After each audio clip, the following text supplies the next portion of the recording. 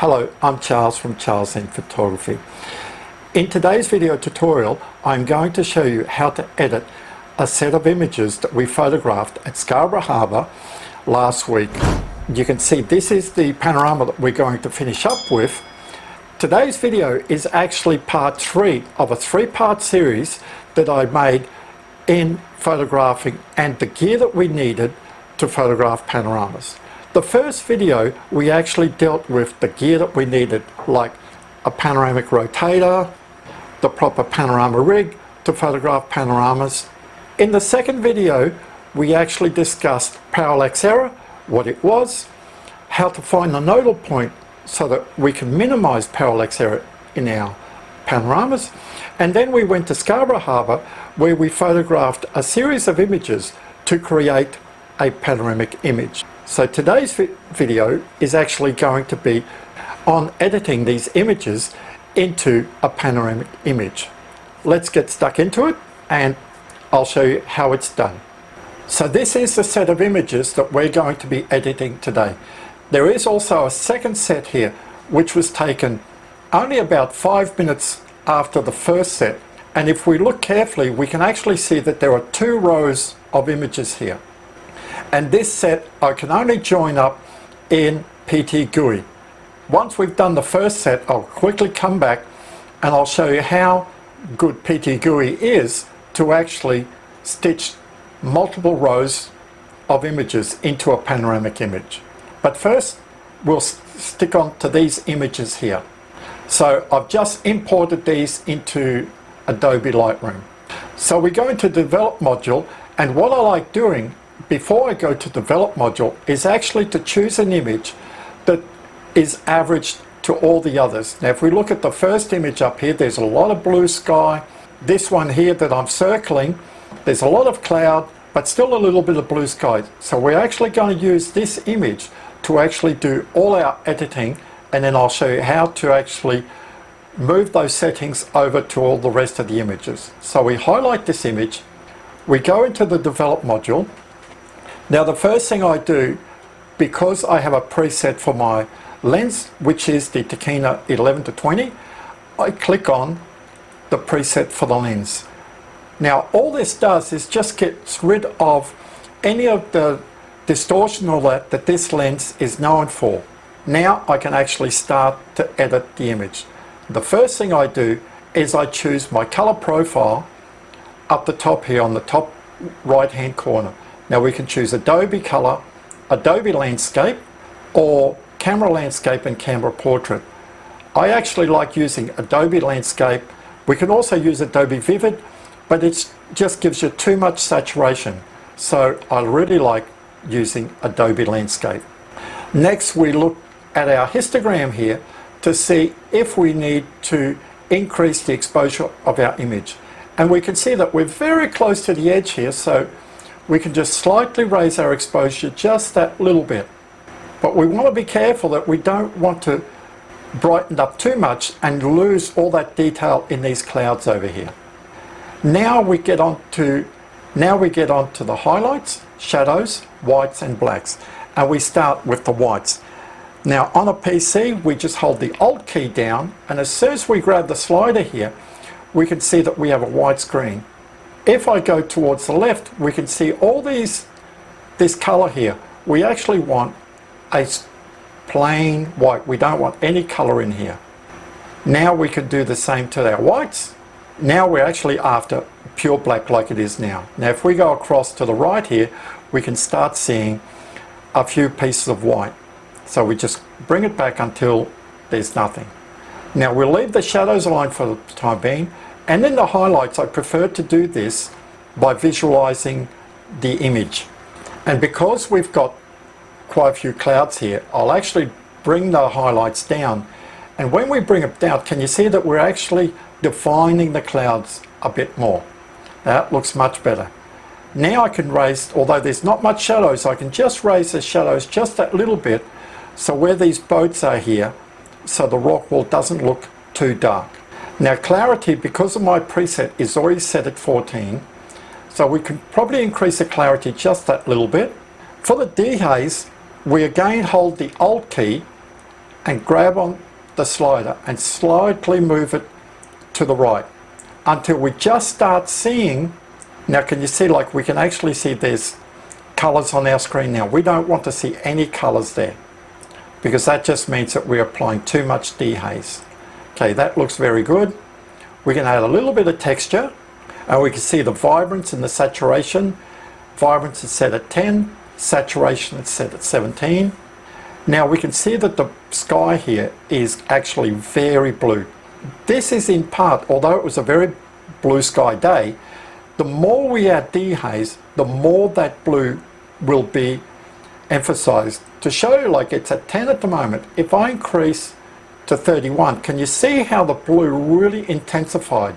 So this is something you've really got to be mindful of, that if you increase the dehaze too much, for here you can actually see it getting very blue.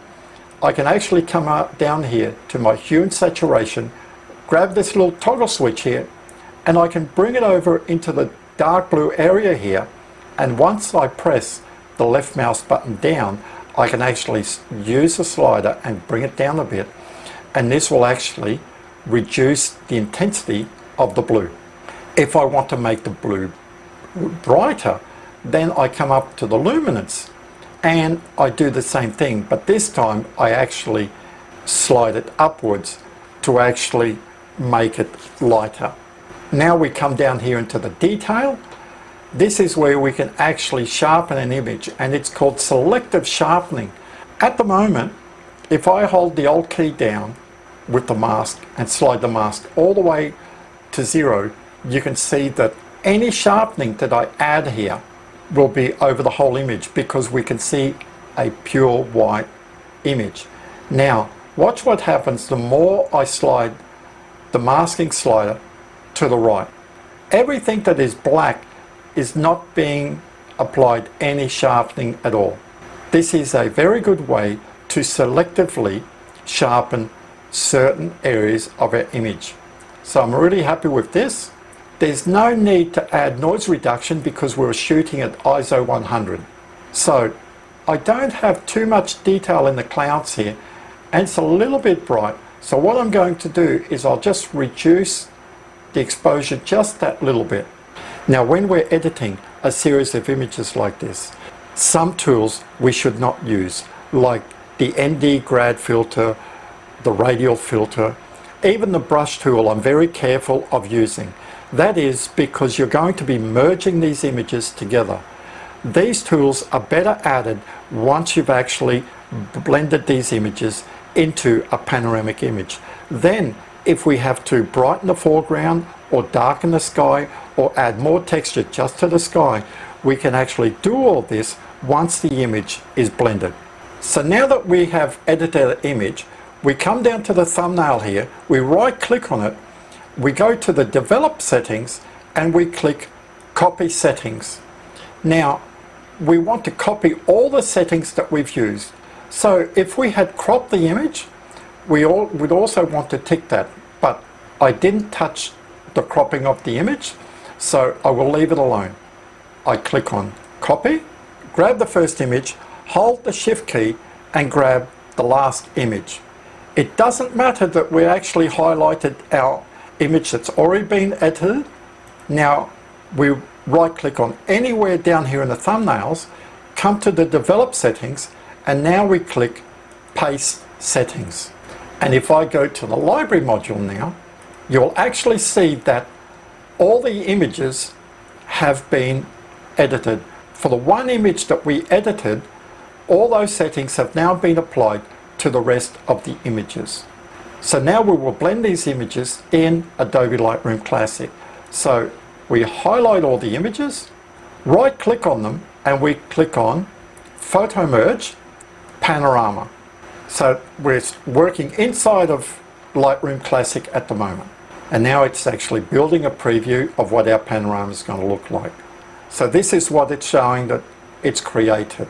Now, there are 3 ways that you can actually blend a panorama in Adobe Lightroom. We have spherical, cylindrical, or perspective. And we can click each one to see how the panorama looks like once it's blended. It's very similar.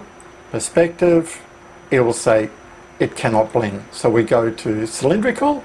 Now, as you can see, because there was a slight tilt on the camera, everything is leaning from left to right. But the panorama has stitched up quite nicely, albeit it is a little bit dark. We can come over here and click on boundary wrap. Now what boundary wrap tries to do is actually straighten the edges. So if we increase boundary wrap, we can see that if we look at the light poles here, it's actually trying to straighten the power poles up. So it's at 27, we give it a little bit more. That's it, that looks much better. If we click on auto crop, it will actually crop everything that is not being stitched properly. If we unclick auto crop like this, we can see that there's a little bit of white down here where it will crop, but you can see down here, so in auto crop, it will actually come up right up to this line here. Now, I prefer to actually crop the image in Lightroom, especially today that there's a slight tilt on it. I can actually correct the perspective before I actually crop the image. So we will accept this. So we click merge, and you can see now it is creating the panorama. Okay, so this is the image that has been stitched. We can go into the develop module. Now we can click on the crop tool and we can actually rotate the image to get it lined up. Now we can actually crop it to what we would like. We will unlock the crop so that we can actually just define it much better. We'll just raise it up here a little bit. There. That's it. Now the only benefit of stitching your panorama in Adobe Lightroom is that it stays as a DGN file, a digital negative. It doesn't become a TIFF file like if we had used Microsoft I.C.E or PTGui. This is the only benefit. To me, it really doesn't matter too much that I'm working on a TIFF file compared to working on a digital negative file. So now all we have to do is just increase the brightness a little bit. That's it, and we have a very nice panorama. Now that looks very good. And that's how easy it is to actually edit and stitch in Adobe Lightroom. Now we're actually going to save these images as TIFF files. Now when you save these images to stitch them up into a panoramic image, you have to use the TIFF format. If you use JPEG, you're actually compressing your image before you even try to stitch your image. So you're really hindering yourself. It is best to actually save your images in TIFF format, blend your panorama, save your panorama in a TIFF format, and bring them back into Adobe Lightroom for final editing. Then when you're happy with the result, you can actually export that image as a JPEG file to display on social media, or if you want to print that panoramic image. So now we would choose TIFF. We don't want any compression. We want 8-bit. Our color space is sRGB. We don't want to resize the image, and our resolution is 240 dpi. We don't have any sharpening. You have to be very careful here in the metadata that you select all metadata, because the programs, when they stitch these images together, they need to know the focal length, the f-stop and all that to make sure that everything is blended properly. And I will also remove the watermark. Now I will choose where I want these images saved, which is here. I'll create a new folder called TIFF Files. I select that folder and click Export. Now these images are being saved. That's it. The images are saved. Now we will go to the image composite editor. We click New Panorama and we choose where our images are, and they are in the TIFF files down here. We select our images, we click on Open. It's found all the images. We say Auto Detect. Now we just come up to the top here and we just click Stitch. And you can see it's saying it's aligning the images. This is why when we shoot a panorama, we have to have about 1/3 of overlap to help these programs and stitch them properly. There you go. So this one here is actually quite easy to use. There is a tutorial on this, but it is so easy that you can see I can actually just move it around And if I grab the bottom down here, bottom corner, this is where I can actually just rotate. Remember in Adobe Lightroom, we weren't able to rotate our panorama until we had saved the image and brought it back into Lightroom Classic. These two programs that we're going to be using now, this is the beauty of this. This looks actually quite good. Now don't worry about the edges here are slanted.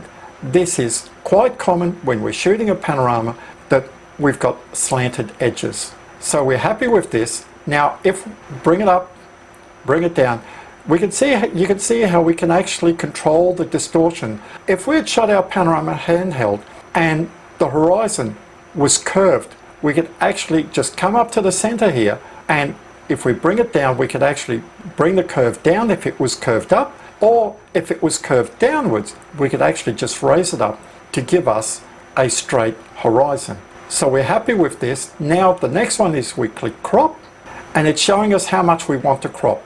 So we can actually just bring it down. Unlike the Adobe Lightroom, I can actually crop this one because I was actually able to straighten the horizon. So bring it up here. That's it. Now we click on export. It's asking us, so the scaling is 100%. The file format we want has a TIFF file. Now we click on export to disk, and it'll say where do you want it. So we click on, we actually want it back into set 1. So this is the name of the file, so we click save. That's it. Now we just come back to Adobe Lightroom, we click on import, click on set 1, there is our image here, we click on import. So now here are our two panoramic images. So we go back to the develop module, and if we just go reference and active, on our right here, this is the panorama that we stitched in Adobe Lightroom, and on the left here is the image that we stitched in Microsoft I.C.E. And for me, the one that I've actually stitched in Microsoft I.C.E. actually looks much better.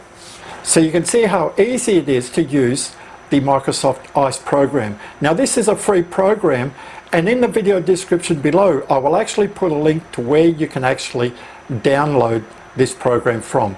And this is a program that I actually recommend to people if you're serious about starting to edit panoramas.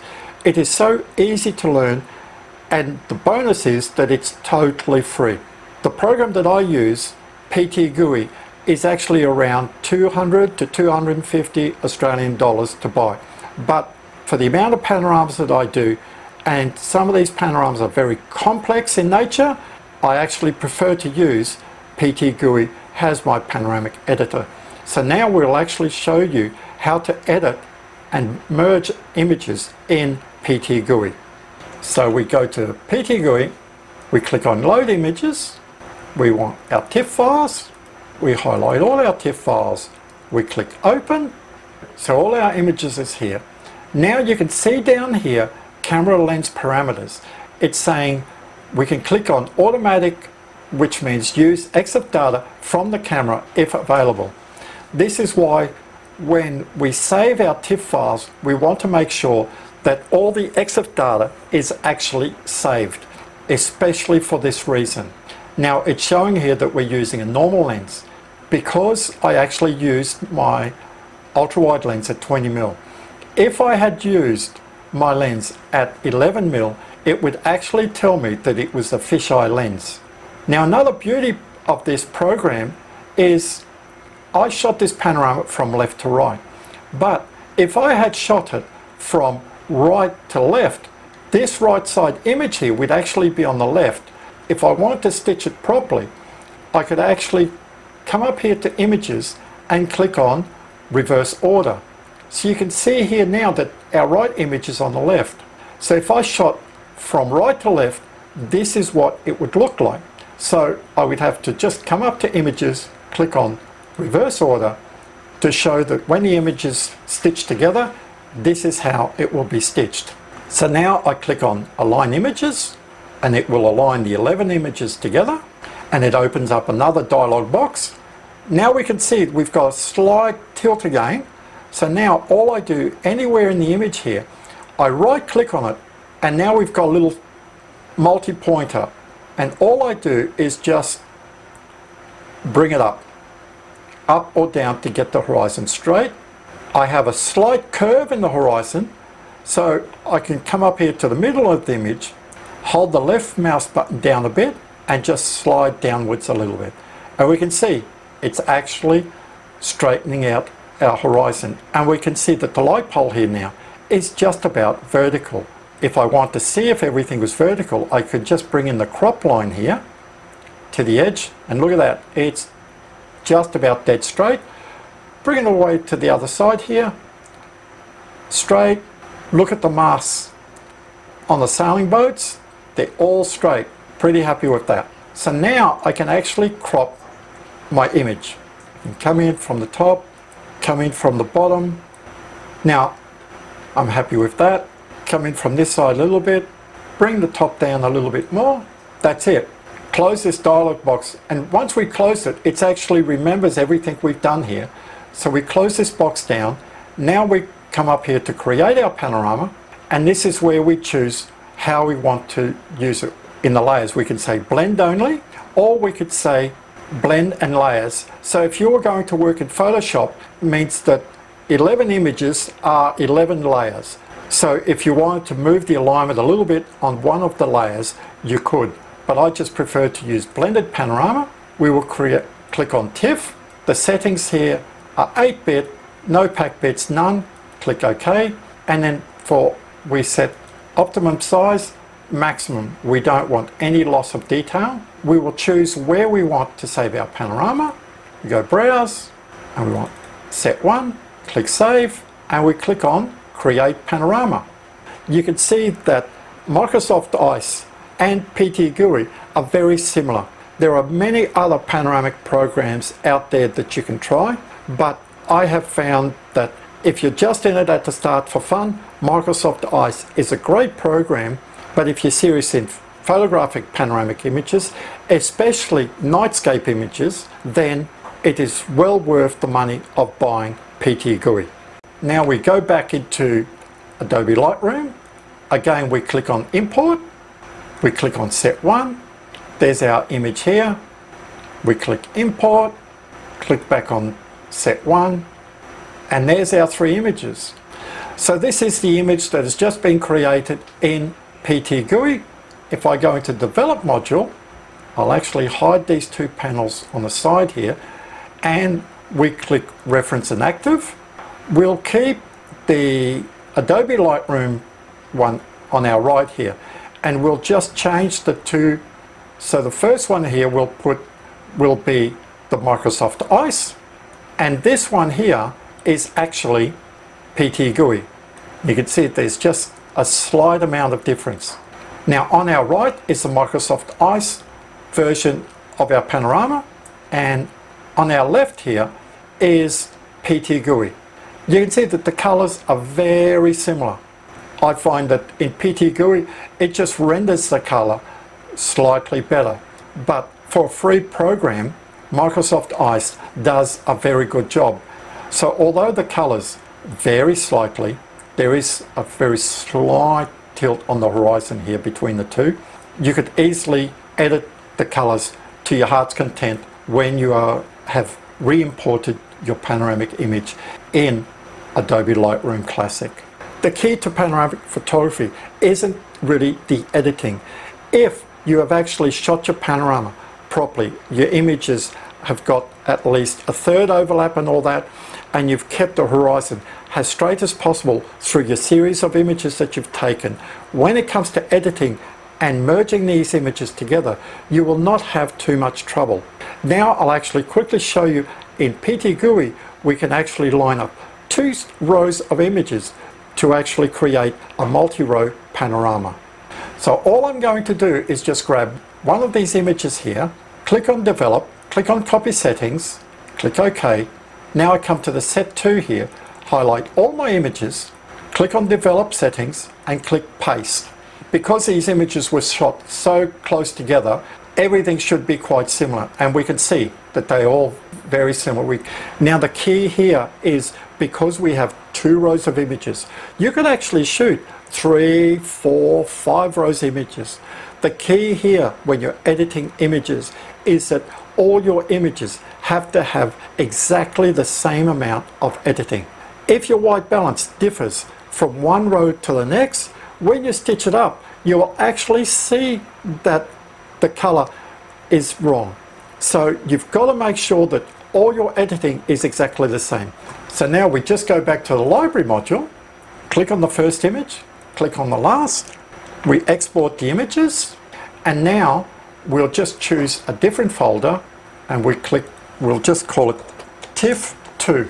Click on it, click select folder, and we will just click export. And our 16 images will be saved as TIFF files. So now these photos have been saved. Now we will go to PTGui to stitch up this multi-row panorama. We click on new project. We don't want to save the old one. We click load images. We come back here to TIFF2, click open. There's all our images. We click open, loads them all up. Now we just click on align images. And this is the great thing about PTGui. Okay, now you can see that the horizon is a little bit tilted. This is because of we're taking 2 rows of panoramas with an ultra-wide lens. Now we come up here to Mercato. This is the way to stitch multi-row panoramas. Now we just come up to the middle here, raise it up, that's it. Now we can see that we've got still a slight tilt to the right. We'll just straighten our horizon here. There we go. Now we have 2 sliders here. Last time we could actually see the whole way, but this time we can't see the top. The slider on our right here actually controls our vertical view. So if we slide it down, we can actually see now, we can actually see the top and the bottom. And the bottom slider here controls our horizontal view. The more we click to the right, the more space we see. Moving these sliders does not change the size of your image. Some people think that if you slide these sliders too far, you're actually losing image size. You are not losing any resolution at all. You're just wanting to see more of your picture. So now all I do is I come up here to the side, crop it, do the same to the top, crop, same to the bottom, crop, that's it. Now we just say create panorama. We want a TIFF. We don't want any packed bits, which is compression, and we click maximum. Now we just click that we want it back into set number 2. Click save, and there we go, create our panorama. And this is how easy this program blends panoramas. That's it. So now we come back up here to Adobe Lightroom. We click on import, click on set 2. There's our panorama. Click import. We click back on set 2. So we highlight all the images. There is our panorama, and we cannot see any stitched line at all. I hope this tutorial has helped you understand how to edit multiple images to create a panoramic image, and how to edit and blend a set of images into a panoramic image using Adobe Lightroom, Microsoft I.C.E or PTGui. If you have any questions or comments, leave them in the comment box below. Give me a thumbs up and subscribe to my YouTube channel. I'll see you next time. This is Charles for Charles in Photography. Bye for now.